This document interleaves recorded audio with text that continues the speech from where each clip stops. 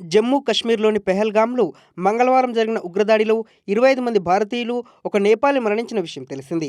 ఈ ఘటన యావత్ భారతావనిని శోకసంద్రంలో ముంచింది. ఇప్పటికే బాధిత కుటుంబాలకు అండగా ఉంటామని భారత ప్రభుత్వం ప్రకటించింది.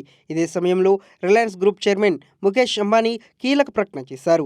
పెహల్గాంలో జరిగిన కిరాతక ఉగ్రవాద దాడిలో మరణించిన వారికి రిలయన్స్ సంస్థ ఉద్యోగుల తరఫున ముఖేష్ అంబానీ సంతాపం ప్రకటించారు. ఉగ్రదాడిని ఆయన తీవ్రంగా ఖండించారు. ఈ మేరకు రిలయన్స్ సంస్థ ఒక ప్రకటన జారీ చేసింది. బాధిత కుటుంబాలకు సానుభూతి తెలియజేశారు. ఈ దాడిలో గాయపడిన వారందరూ త్వరగా కోలుకోవాలని ఆకాంక్షించారు.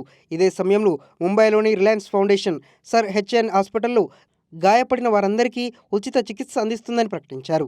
ఉగ్రవాదం మానవాళికి శత్రువని, దీనిని ఎవరూ ఏ విధంగానూ సమర్థించకూడదన్నారు. ఉగ్రవాదానికి వ్యతిరేకంగా జరిగే పోరాటంలో ప్రధానమంత్రి, భారత ప్రభుత్వం మరియు మొత్తం దేశానికి రిలయన్స్ అండగా ఉంటుందని స్పష్టం చేశారు.